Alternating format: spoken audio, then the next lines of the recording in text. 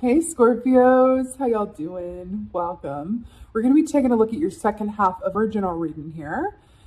First of all, I hope that your birthday season has been fabulous and that it continues to be, fabulous in the last, remnants of it. In your meditation, it's interesting. So you guys have gotten the swan a lot as an animal energy that comes through for you quite a bit. It's, it's hard not to equate Scorpio energy with the scorpion or the bat, for example, which represents death energy. But for you guys, it feels a lot like the swan represents you guys a lot as well. And that was coming through in your meditation. So the swan is technically Aquarian energy that feels like it's presenting itself as Scorpio, which is about great hope, great faith, great love, but also divine placement. And I want to say that to you. Divine placement. Also, that the path will reveal itself. The path will reveal itself. So the meditation was that I saw a swan kind of go, it was like, gliding in the water, but then it hit a waterfall that it didn't know was there. And the waterfall took it and it tried to fly so that it didn't crash in the water below, but it couldn't fly. And I saw it crashing into the water, sinking underneath, and then coming up as like a swan boat. You know those like swan boats that people get in and they paddle and it's like a recreational tourist thing. So I saw the swan boat come up and then you're in the swan boat and you're moving along down this river, but then you hit a bridge and the swan boat that you're in is so large that the head of the swan can't, it's blocking the way through the bridge because the head is coming up against the bridge. It won't pass through. So then I saw you guys have this choice to make between, well, I can't get to where I'm going down this river on the swan boat. It won't go through. Should I climb up the swan and try to jump around, or should I get in the water and float somewhere else? And then I saw you decide not to do anything and just remain where you were and go, okay, the choice is not evident. It's not evident. So I'm going to just take a moment and just be still and allow the choice, allow the path to reveal itself. And then I saw two large dragonflies, Ace of Swords energy, by the way, truth, clarity, perception, and dream time, come and lift you, the Scorpio collective, out of the swan boat and fly you a little distance ahead onto a bridge, another little bridge that was over the river. And I saw you sit there and assume like a Two of Swords position. Like, okay, I'm where I am, Two of Swords position. And that was the meditation. So it's interesting. From that, the Two of Swords is taking a time out to bring together your heart and your head to have access to all of the information that's at your disposal, right? It's really taking a time out to consciously do that. We assume the Two of Swords position in order to have full access to the sun, which is clarity. So really interesting how this is coming forward. It does feel like the way that you're going or the path forward, it maybe wants to shift or rearrange in some way. It feels like whatever path you're taking or whatever your focus has been on, it's not quite laying out or presenting itself in the way that you either expected or thought it would in some way, shape, or form. Sometimes we really do more by doing less and allow the bigger picture at play to, come into place and reveal itself, right? So with that being said, beautiful swans, let's go ahead and see what the cards say. Hey Scorpios, let's go ahead and see what your animal energy is for the second half of our animal energy second half. Oh, really? Oh, really? It's fascinating. So you got Scorpion. Remember in the meditation, I was talking about how it's hard not to equate you guys with the Scorpion, but sometimes you want to come through as the swan. It's fascinating that you're showing up in this way. It's like, no, I'm a Scorpion and I'm proud of it, and that's what it is. I love it. So Scorpion, fire energy. It's interesting. This is always an interesting one because Scorpios are water signs, and however, Scorpion, animal medicine, is fire. So there's always that sort of inner push and pull. There's always that sense of like, extreme of one way or the other. It's really fascinating. Scorpios in general, I have found, and I'm a Scorpio moon here, so I can testify to this, is there's a certain level of extremes that exist within Scorpio energy, where it's like they can be feeling, really high in the sky and really good, and everything feels really aligned and feeling the full passion of life. Or they can be really feeling down in the, down in the depths of life experience, feeling really, really deeply, feeling really, some darkness, some, solemnness, some really feeling the extremes of the global experience and what's going on emotionally, and right. So it's a bit of extremes here. But also with this coming through for you in this way, Scorpion equates to it's a bit of a 5 of Swords energy in the tarot in this context, which is, acting out of your own integrity, or other people around you acting outside of their own integrity, right? Where everything is not in the truth and the light and out in the open, right? So there's an aspect of that about secrets, what is hidden, which is also Scorpio energy, right? So with this as well, with the Scorpion in experience, so as a Scorpio moon, I've learned quite a bit about Scorpio energy. I've had to really, but Scorpio, I find that when the Scorpion comes out and it's activated, when the tail is up like this, right, it's ready to sting. This is usually because I've not had enough time to myself. I've not had enough alone time during which I can process the deep, extreme emotions that I'm feeling. So this often comes when there's a lot going on, there's a lot coming at me, there's a lot flying away, and I need to process it all. I need some time on my own. I need the time and space and place within which I can, regain a sense of balance and equilibrium, right? So this gets really activated when we're not taking enough time for ourselves, are not seeing to our own needs. Balance is so, so, so, so, so important, right? This also makes me think of the meditation with, going one way down the water, but seeing blocks come up in the path, and then just going, okay, well, if it's all going to be blocks, then I'm just going to sit where I am and be still. And in doing so, elevating yourself to another place that feels a lot better for you to exist within, without putting your force of will on it, trying to move the swan boat, trying to move things in a way before they're ready to move, right? Oh my God, before they're ready to move, indeed. Here we have the Wheel of Fortune. Fascinating. We were just talking about this in terms of movement, right, and going forward and what you desire. So this is about change. This is about what goes up must come down. This is about things happening and churning and good fortune and manifestation, right? But however, what I'm getting with this is specifically for you is that there's a whole shadow aspect to the Wheel of Fortune as well, right? Which is about, yes, things are going forward, but part of that, the other half of that, is that sometimes things are delayed.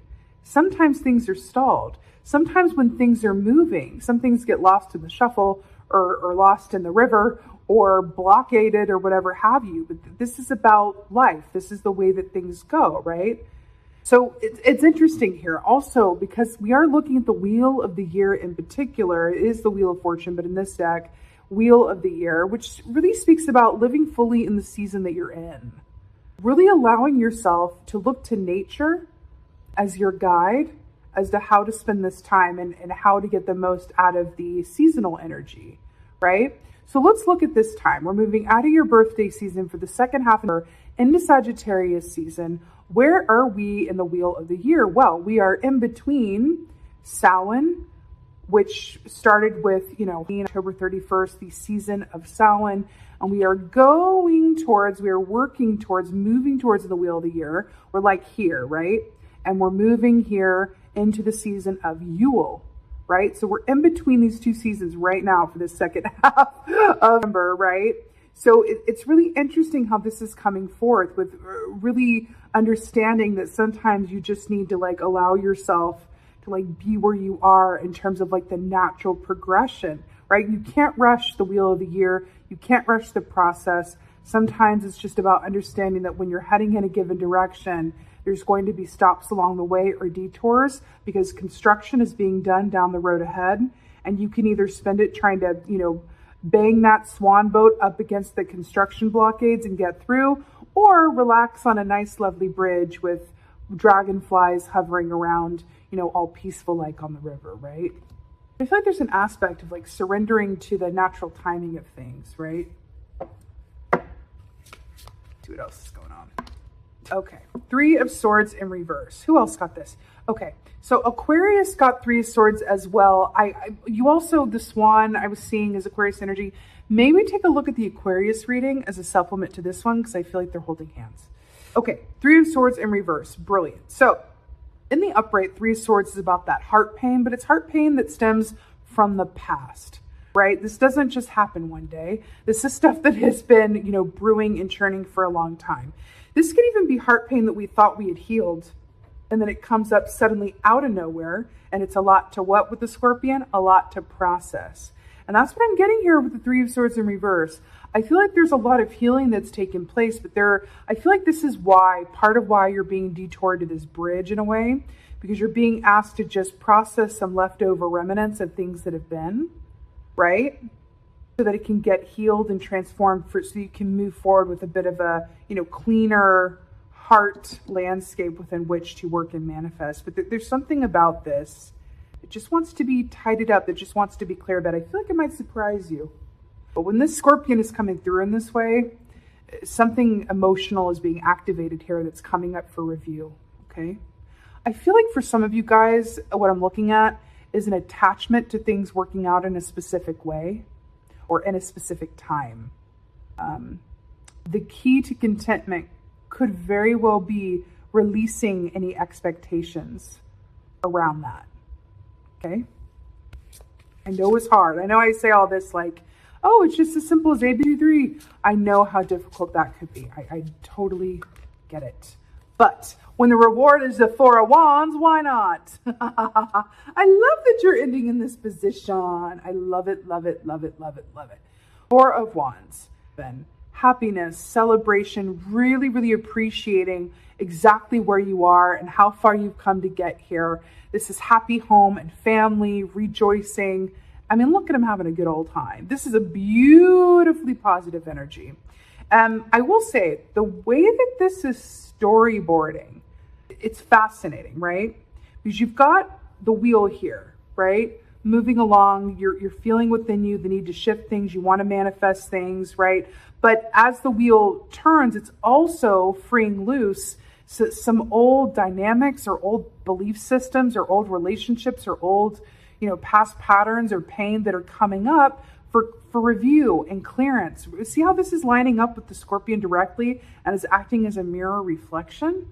Remember how I said that this is 5 of Swords and now it's coming up as 3 of Swords, and then the reward as a result of dealing with this stuff that wants to come up, right, is the 4 of Wands? I love how this is storyboarding for you.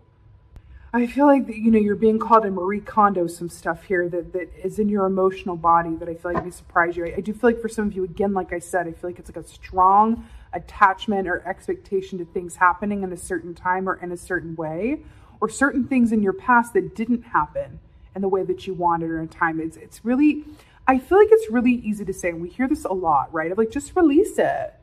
Just release it. Let it go.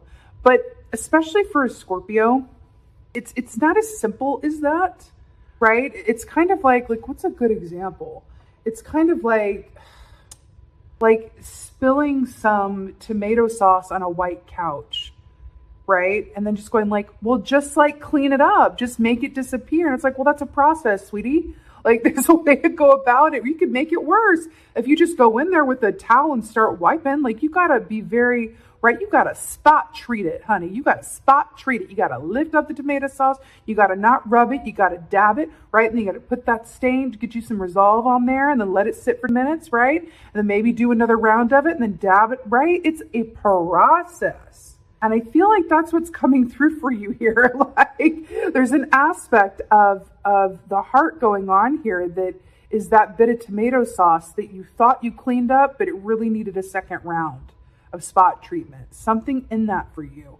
But as a result, you graduate to the 4 of Wands and you're able to fully appreciate and enjoy where you are. But I feel like this is what is keeping you from it. It's tied to expectation in some way.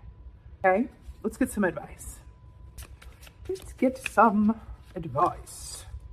Oh, really? I like it. Okay. So we got the Knight of Cups here for your advice. What's really I'm very drawn to this, like, what would we call that? A dagger. Yeah, I'm really drawn to this dagger on the thigh here. So Knight of Cups. So I like that this is coming through for you in this way because you are a water sign, right? We don't have any other water energy here. So I like that this is coming up as your advice. Also, you know, this aspect of like being in the water. I saw that river with the swan and staying there on a bridge over the water. It's like this lily pad is its own bridge on the water. I feel like this is really beautiful advice for you because Knight of Cups is also about allowing yourself to feel things in a way that is unencumbered and non-judgmental without any sort of time limit. So this is saying feel the full extent of your heart and what it truly desires and what it's I know it sounds like very trite, but truly what the heart wants, what it's trying to tell you, the information that it's giving you. Because this Scorpion energy, with it being this intense and the Three of Swords in reverse, this is the way forward around this, right? So it's kind of coming up to say with the Knight of Cups, Knight of Cups is a dreamer. Knight of Cups is someone who's very romantic. Knight of Cups loves like they've never been hurt before, right? So it's interesting. This is coming up as your advice. I'm hearing really tend to your heart space, but from a place of, you know, don't put a time limit on it. It's going to take as long as it takes. And the more you don't put a time limit on it, the quicker it will go. That just seems to be the way. It's not why you shouldn't put a time limit on it, but like just a little bit of a cheat sheet there, right? That's usually how it goes. It's like if I just have no expectations about, you know, this process and really also observing your emotional body as you move through this time, because that's incredibly important as well. She's sitting on the lily pads with the water around her, but she does have wings. She is in the air, and the power of observation. Because if you can observe your feelings, that is a beautiful remedy for that Scorpion energy. It's like, let's feel things as they are. Let's not run away from it. Let's accept it. But if I can also marry this with this power of observation, then I have the ability and power, so to speak, to not just see it more clearly, but to make choices as a result of these deep feelings. So I'm not swept under the tides and drowning in the river of my own feelings. I'm taking the information that the feelings are giving me, right? Because feelings are information. Feelings are information. And you're being asked to glean that information from a place of observation, right? It's like being the Sherlock Holmes of your own emotional core. But like as a fairy. Let's get an oracle. I'm feeling this one. Oracle for the Scorpio. Oh, stop. Stop. Do you remember I said at the beginning that you guys are like scorpions? I also relate you to bats because it's death energy as well. We got the bat here. I'm so here for it. I share needs, listening, sensitivity, bat and throat chakra. Hello and goodbye and hello again. I share needs, listening, sensitivity. Sensitivity all day long. You know, I feel like listening, we're talking about observing your feelings, but I think this is a really beautiful note to end on, because there's an aspect of this as well where it's really hard to communicate when we're in a Scorpion energy. It really, really is. I love how like I got a frog in my throat right as this is coming at the end here.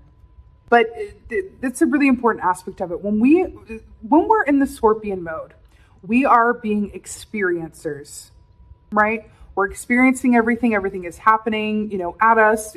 We're feeling it. We don't have autonomy because the feelings are so strong.